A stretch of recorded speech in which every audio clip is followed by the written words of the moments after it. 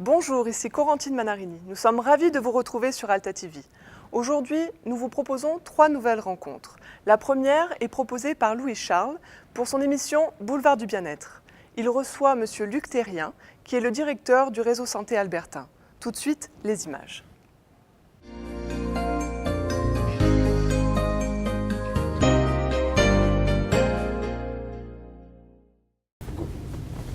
Mesdames et messieurs, ici Louis-Charles Trempe.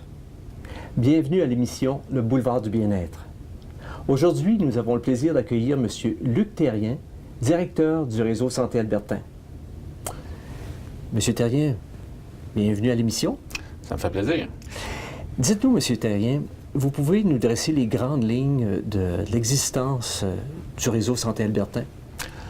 Oui, le réseau a été créé en 2004 à la suite d'une commission fédérale sur les communautés de langue officielle au Canada en matière de santé.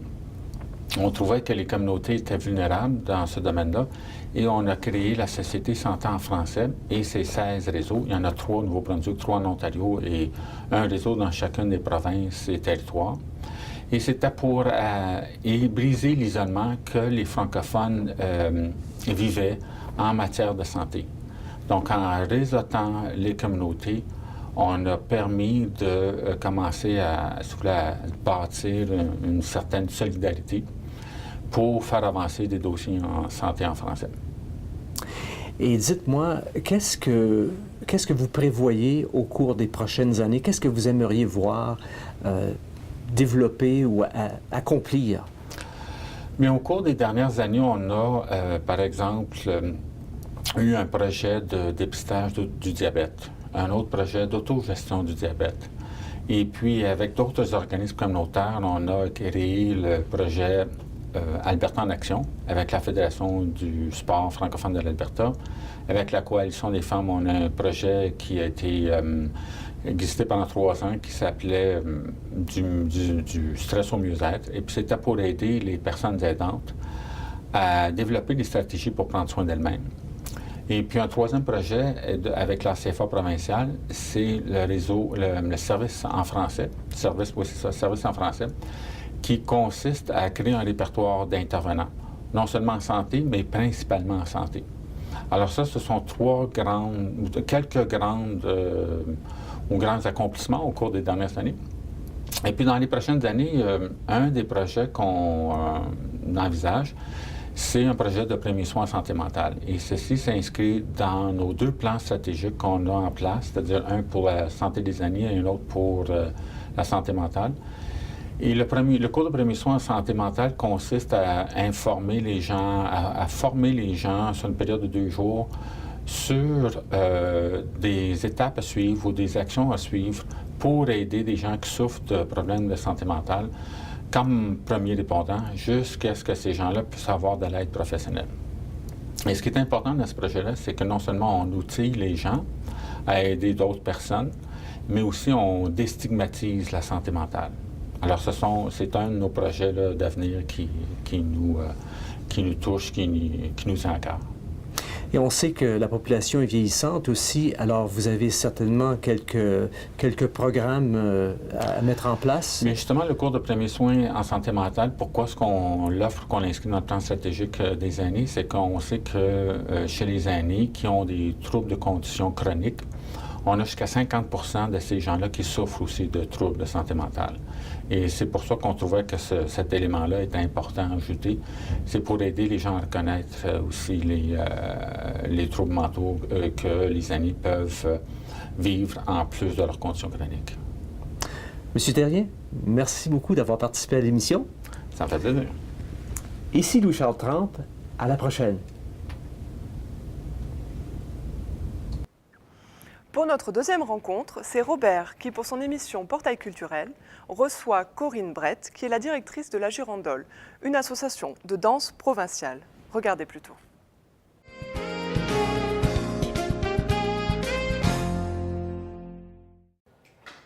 Bonjour à tous et bienvenue dans Portail culturel. Ici Robert Souraki Watoum. Au programme de notre émission aujourd'hui, Portail culturel, nous recevons Madame Brett Corinne, directrice de la Girandole. Bonjour Madame. Bonjour Robert. Ma première question, c'est quoi la girandole? La girandole est une association de danse provinciale en Alberta qui a 35 ans. Ah, 35 ans déjà? Et Oui. quelle leçon tirer de ces 35 ans? 35 ans, une belle évolution à la girandole avec différents secteurs qui sont une école de danse francophone sur Edmonton, un centre de prêt de costumes, un centre de ressources, pardon, des ateliers scolaires dans toute la province et une troupe de danse Zéphyr. Ah, d'accord. Mais je crois que vous êtes là aujourd'hui pour nous parler du projet R. Pourquoi projet R? L'association La Girandole est une association provinciale.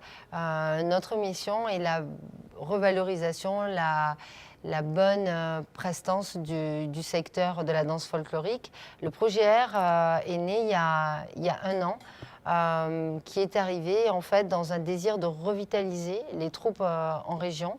En Alberta, nous avons 4 troupes de danse folklorique, les Blés d'Or, les Pleins Soleil, les Vols au vent et Zéphyr de la Girandole. Ah, d'accord, mais le Canada a une mosaïque de cultures. Comment vous faites pour malaxer toutes ces cultures, différentes cultures? Alors, pour le projet R, c'est vraiment la danse folklorique franco-canadienne. On a eu notre... alors, déjà, R, pourquoi R, le projet R? Au départ, c'est la revitalisation de la danse folklorique. Et ensuite, dans le spectacle, R, c'est l'air que nous respirons, l'espace que nous occupons, l'air, le temps. Et R, en anglais, c'est A. Donc, tout le spectacle se passe autour de ces ensembles de choses. On a eu le premier spectacle à Peace River ce week-end. On a eu une centaine de spectateurs. Ça a été vraiment une belle réussite. Et le prochain spectacle est à la Fête Franco le 5 juillet à Nordec. Ah, d'accord. Est-ce que vous avez un projet pour l'avenir? L'avenir pour ce projet R, c'est des spectacles sur Saint-Paul et sur Edmonton, donc, qui vont avoir lieu en automne. Des projets, c'est valoriser la danse folklorique. Tout à l'heure, vous parliez des dénominateurs communs avec notre communauté francophone, immigrante. Le projet R, différentes troupes accueillent la danse folklorique de façon différente, abordent.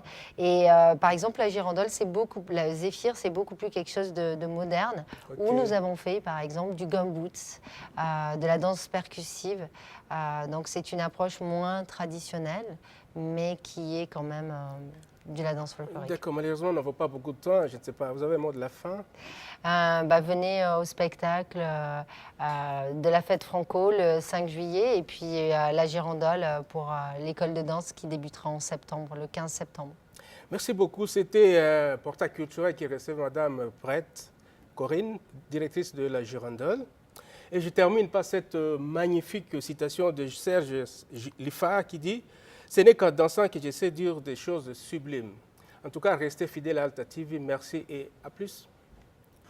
Enfin, notre dernière émission, Nouveaux Horizons, proposée par Amira, qui est allée à la rencontre de l'équipe de la Fondation Bossalici, qui présente un nouveau programme d'activité. Tout de suite, les images.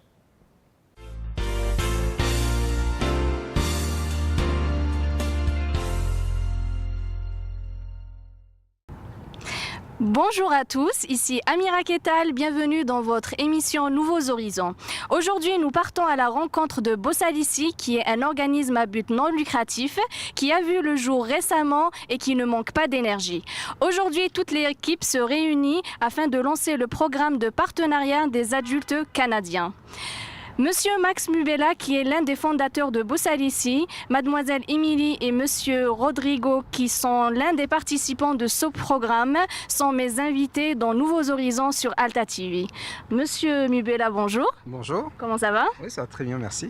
Donc, dans un premier temps, est-ce que vous pouvez nous parler brièvement de Bossalici? Qu'est-ce que c'est Bossalici? Bossalici en lingala veut dire entraide. Et c'est donc une entraide que nous aimerions donc faire entre le Canada et l'Afrique subsaharienne. Et nous nous occupons principalement de l'éducation en Afrique subsaharienne. D'accord. Et donc, pouvez-vous nous dire pourquoi nous sommes réunis ici aujourd'hui? En fait, aujourd'hui, c'est la première journée de rencontre des adultes de Bossalici. Ça s'appelle Partenariat adulte canadien de Bossalici. Donc, c'est la raison pour laquelle nous sommes là aujourd'hui. D'accord. Et donc, quels sont les objectifs de ce programme? Nous avions pour objectif aujourd'hui de trouver des idées que nous pourrions par la suite choisir et à ce moment-là avoir des projets à terme. D'accord. Voilà. D'accord, merci beaucoup. Donc, mademoiselle Émilie, monsieur Rodrigo, donc est-ce que vous pouvez nous faire un retour sur cette rencontre? Qu'avez-vous pensé de la rencontre en question? Je pense que c'était très productif parce qu'on a discuté beaucoup d'idées primaires sur les projets qu'on peut commencer. Alors, pour moi, personnellement, je fais partie du programme jeunesse. Alors, c'est important pour moi de venir au programme pour être une sorte de liaison entre les deux groupes. Principalement, on a discuté comme les programmes programmes d'éducation, alors comme les programmes de bibliothèque et les programmes de littérature et choses de même. D'accord, merci beaucoup. Donc, I'm going to ask the question in English because Mr. Rodrigo doesn't speak French. So, what did you think about the meeting of today? And did you develop some ideas? I think the meeting was great. It was really inspiring. I met a lot of people that are really passionate about helping Congo and their schools over there. And we developed a fairly general plan, long term and short term. Long term, we are planning to help to build the school, and in short term, we're going to help providing school materials and books. Ok, thank you very much. Donc, merci à vous de m'avoir accueilli ici aujourd'hui. Merci à vous, chers téléspectateurs, de nous avoir suivis. C'était Amira Ketal. Je vous dis à très bientôt sur Alta TV pour découvrir de nouveaux horizons avec notre communauté francophone. Merci à vous. Merci de nous avoir suivis. Nous vous donnons rendez-vous la semaine prochaine pour de nouvelles rencontres sur Alta TV. C'était Corentine.